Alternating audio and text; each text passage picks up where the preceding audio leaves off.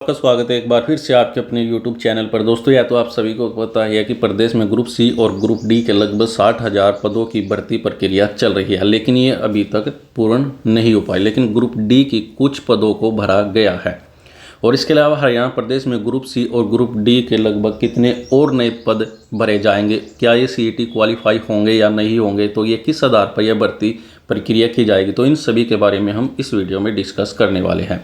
तो हरियाणा सरकार ने ग्रुप सी और डी के नए रिक्त पदों को भरने के लिए काम शुरू कर दिया गया है।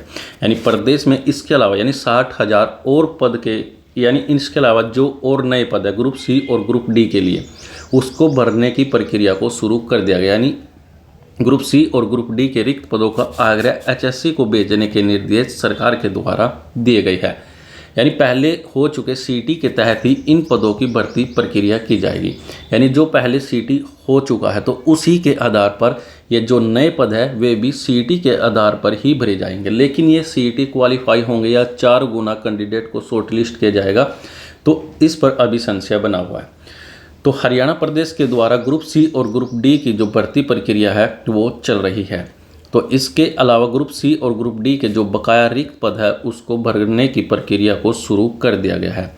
यानी सरकार ने विभागों, बोर्डों, निगमों इन सभी को पत्र भेज दिया गया है और कहा गया है कि ग्रुप सी और ग्रुप डी के जो रिक्त पद है उनका पत्र जो रिक्त पद खाली है उनको हरियाणा कर्मचारी चयन आयोग के पास भेजें और इन नए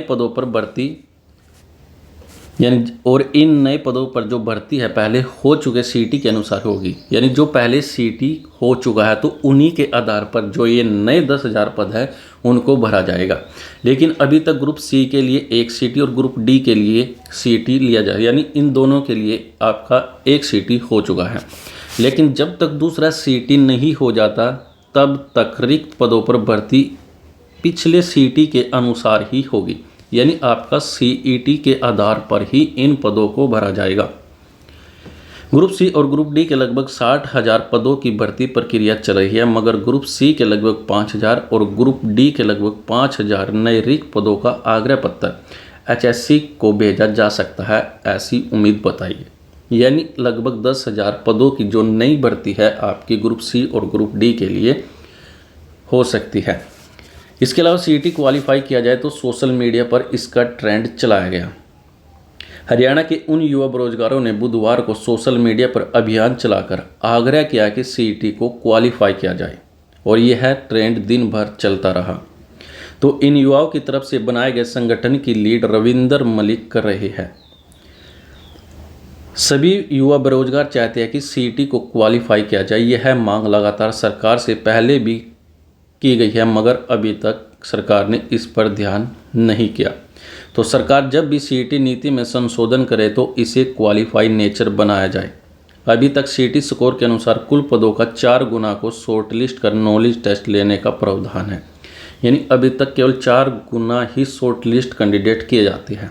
लेकिन अगर फ्यूचर में कभी भी CET नीति में संशोधन किया जाए तो इसे क्वालिफाई नेचर किया जाए, ऐसा ट्रेंड सोशल मीडिया पर चलाया गया। पत्र भेजकर यह मांगे रिक्त पदों की जानकारी। तो हरियाणा सरकार की तरफ से सभी जो प्रशासनिक सचिव है, विभाग अध्यक्ष, मंडलायुक्त है और बोर्ड निगम सभी को पत्र लिखकर भेजा गया कि ग्रुप सी और ग्रुप डी के पदों का आग्रह हरियाणा कर्मचारी आयोग को भेजने के लिए कहा गया है। मुख्य सचिव कार्यालय की तरफ से भेजे गए पत्र में लिखा है कि सरकार ग्रुप सी और ग्रुप डी के रिक्त पदों की अधिसूचना संख्या 5 मई 2022, 31 मई 2022 और 20 फरवरी 2023 के तहत जारी और समय पर संशोधित CET के नीति के तहत सामान्य पत्र परीक्षा CET के माध्यम से ग्रुप सी और ग्रुप डी की भर्ती प्रक्रिया चल रही है और इस भर्ती के मामले पर विचार किया गया है। तो इसलिए अनुरोध है कि अपने विभाग या संगठन में ग्रुप सी और ग्रुप डी के विभिन्न रिक्त पदों के लिए सभी संबंधित नियुक्ति प्राधिकारियों को निर्देश दिए गए कि वे हरियाणा कर्मचारी चयन आयोग के माध्यम से इन रिक्त पदों पर भर्ती हेतु आग्रह अपलोड करें और उसको प्रस्तुत करें। यानी जिस विभाग में कोई भी पद खाली है तो उसका जो पत्र है वो HSC कर्मचारी चयन आयोग के पास भेजें। यानी जो रिक्त पद है, यानी किस विभाग में कितने रिक्त पद हैं तो इसका जो पत्र है वो हरियाणा कर्मचारी चयन आयोग के पास भेजें। तो ऐसा सरकार की तरफ से कहा गया है, यानी लगभग 60,000 के अलावा 10,000 नए पद ग्रुप सी और ग्रुप डी के लिए आने की संभावना है।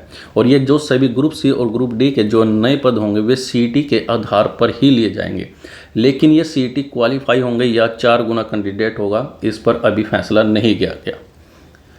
तो फिलहाल के लिए दोस्तों यह थी आपकी हरियाणा प्रदेश के द्वारा लगभग 10,000 पदों के लिए नई भर्ती का भरने की जो प्रक्रिया उसको शुरू कर दिया गया। तो फिलहाल के लिए दोस्तों आज के लिए इस वीडियो में इतना। वीडियो अच्छे लगे तो वीडियो को लाइक कीजिए, कमेंट कीजिए, शेयर कीजिए और सब्सक्राइब कीजिए माझी साइंस को। वीडियो देखने के लिए आप सभी लोगों का धन्यवाद।